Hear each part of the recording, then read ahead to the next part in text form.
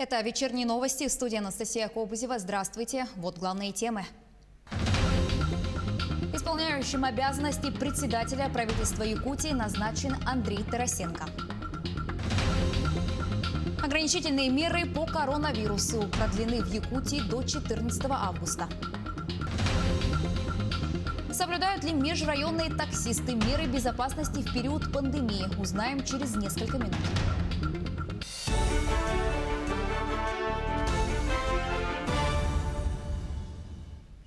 Исполняющим обязанности председателя правительства Якутии назначен Андрей Тарасенко.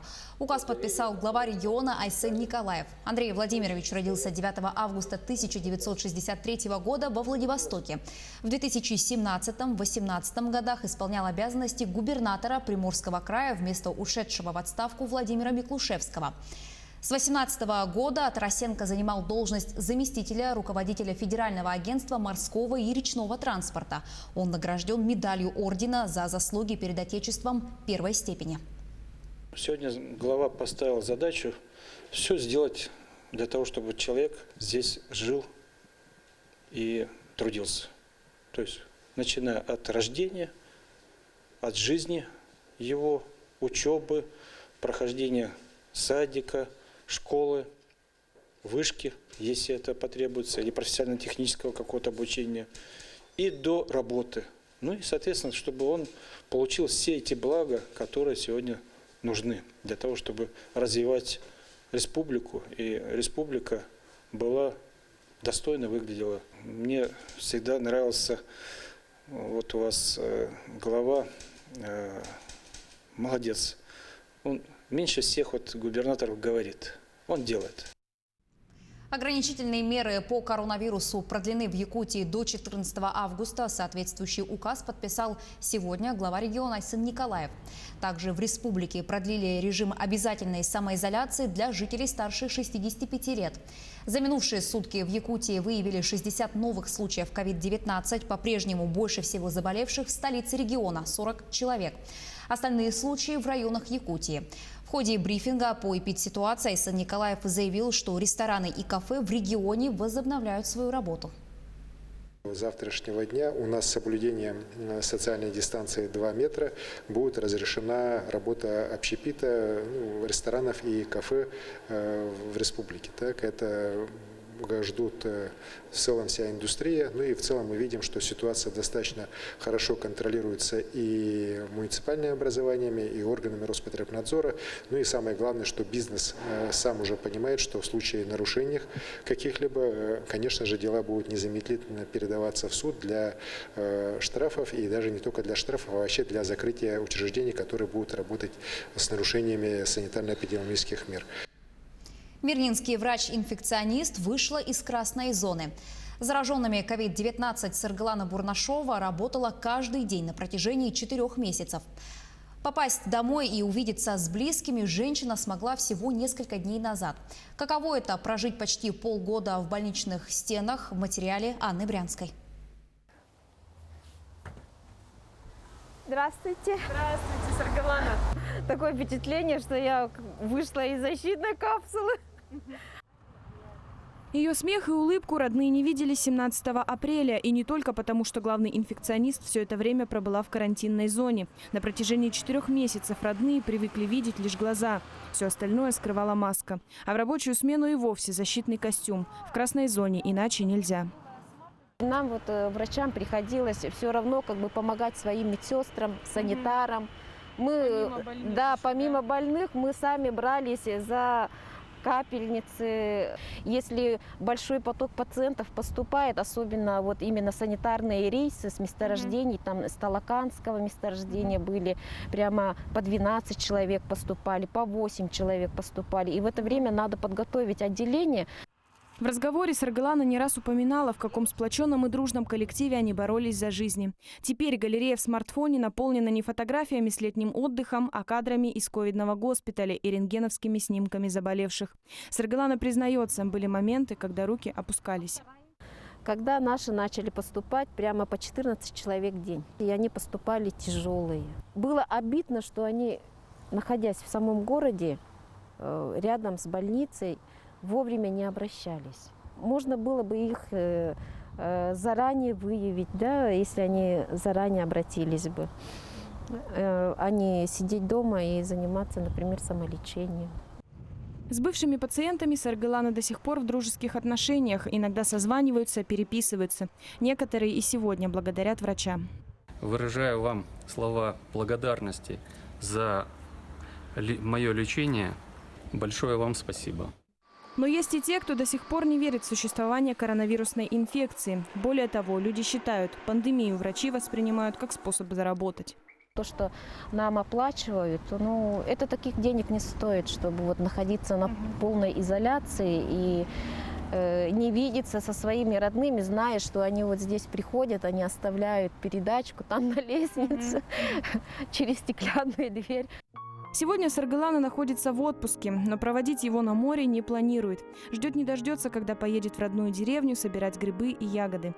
Анна Брянская, Кирилл Шолохов, телеканал «Алмазный край».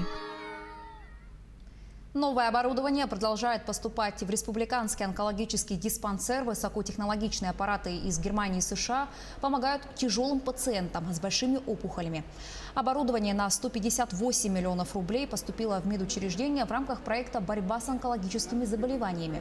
Всего в диспансере уже более 40 новых аппаратов. Программа по переоснащению продолжается. Сейчас местные онкологи ожидают новый аппарат МРТ. Этот аппарат уникальный.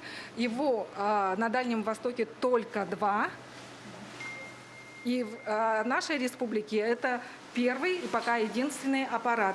Иммуноферментный анализатор, называется Чароид. Мощный, огромный, это целая машина, роботизированная. За одну закладку выходит около 200 проб. А в сутки это можно сделать где-то 3 раза, соответственно, это 600 проб. Поэтапно до получения результатов это все это нет вмешательства человека, специалиста. То есть это все выходит полностью, машина это все дает. И результаты анализов мы получаем. Потом это все отображается на компьютерной программе, в компьютерной программе и получаем ответы по нашим исследованиям. Капитальный ремонт продолжается в детской поликлинике города Нерюнгри. Помимо этого, медучреждение пополнилось новым оборудованием. Какие современные аппараты появились в детской поликлинике, в материале Александры Цыбиковой.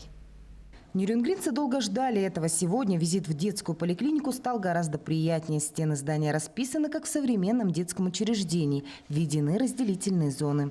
На протяжении долгих лет мы ждали очень красивый ремонт. Я надеюсь, что там и внутри будет очень хорошо, комфортно, уютно нашим детям. Поликлиника детская, конечно, стала гораздо красивее. Детям действительно туда приятно ходить, потому что раньше было действительно ужасно. Деткам серость такая, все облупливалось. А сейчас, я думаю, что детки даже будут с удовольствием там находиться. Ну и мамочкам, естественно, приятно, учитывая, что у нас скоро пополнение.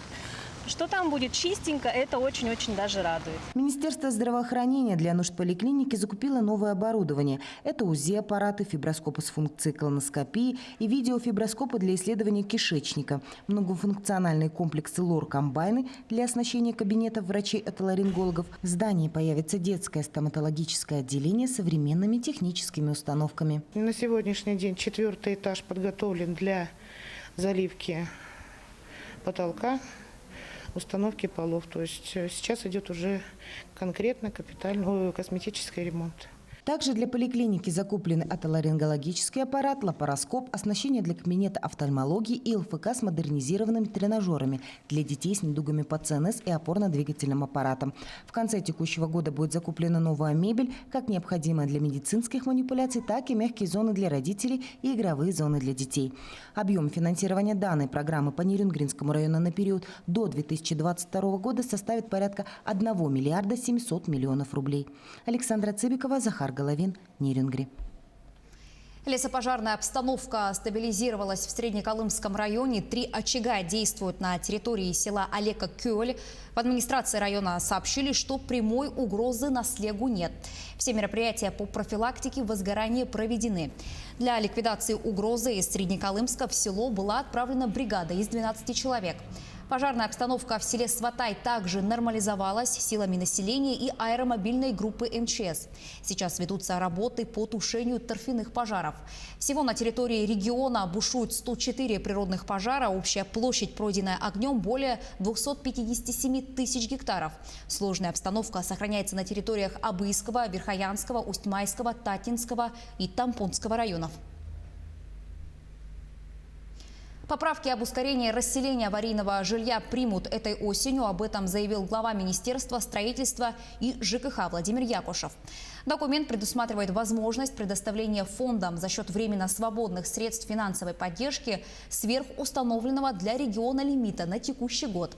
Общий объем финансирования реализации проекта по переселению из всех источников до конца 2024 года составит 507 миллиардов рублей. В Мирном к сдаче готовится новый многоквартирный дом. Туда планируют переселить жильцов из 6 аварийных домов по улицам Амосова, Комсомольская, Аюнская и 40 лет октября. Строительство дома началось в прошлом году. Сейчас ведутся работы по отделке квартир. В ближайшее время застройщикам предстоит благоустроить придомовую территорию. Для жильцов будут созданы все условия для комфортного проживания: детская площадка, парковочные зоны и уличное освещение. Дом планируют сдать в сентябре. Уже можно увидеть, да, здесь и пандусы для маломобильных групп населения, да, значит, на лестничных маршах предусмотрены краска огнезащитная, это тоже как бы новые такие веяния, да. Вот. Это и возле ввода у нас новое современное энергоэффективное оборудование по теплоснабжению, водоснабжению. Данное строительство начато силами муниципального образования город Мирный. Был заключен муниципальный контракт. За счет денежных средств, которые перечисляются от акционерной компании «Алроса», посредством ранее заключенного соглашения между АК «Алроса», между правительством Республики Саха-Якутия и муниципальными образованиями Мирнинского района. Десятки водителей ежедневно перевозят пассажиров из Якутска в Вилюйскую группу районов. Соблюдают ли они меры безопасности в период пандемии коронавируса? В рейд с сотрудниками госавтоинспекции и Министерства транспорта отправилась Юлия Великодная. Микроавтобус с багажником на крыше. Издалека можно догадаться, что водитель оказывает пассажирские перевозки между районами. Владимир Платонов держит путь в Мирный. Такие рейсы для него обыденность. Он их выполняет 5-6 раз в месяц.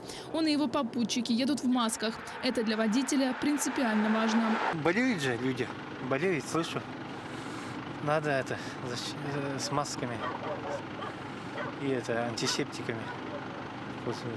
Пассажиры другого автомобиля едут в Верхневилюйск. Они стали надевать маски только после остановки сотрудниками ГАИ микроавтобуса. На вопрос, по какой причине игнорируют правила, у пассажиров ответа нет. Почему маски надели, когда остановили только? Не боитесь заболеть? Водитель имеет право отказать в оказании услуги, если пассажир без маски. В противном случае административная ответственность и штраф ляжет на его плечи. Помимо проверки на наличие средств индивидуальной защиты, перевозчики обязаны проводить дезинфекцию салона до и после рейса. Каждый рейс моем салон машины. Да. После высадки? После высадки, да. Каждый рейс. Ручки, да? Ручки, мосты. За последнюю неделю за несоблюдение масочного режима выписано около 100 протоколов в Якутске. Все они находятся на рассмотрении в мировом суде. То, что успеваем, мы ежедневно в течение дня отправляем сразу же материалы, поступившие, которые с округов с специалистами, уполномоченными лицами делаются.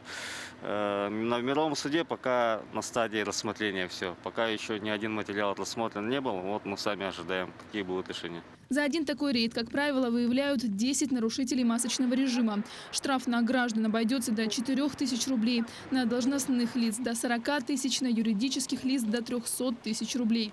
Повторное совершение предусматривает увеличение суммы. Юлия Великодная, Григорий Николаев, Якутск. Зоопарк Арто-Дайду возобновит работу с завтрашнего дня. Открытие любимого места отдыха без преувеличения ждали многие жители республики. На территории зоопарка необходимо соблюдать социальную дистанцию 4 квадратных метра на одного человека и масочный режим. Также для посетителей установлены санитайзеры для дезинфекции рук.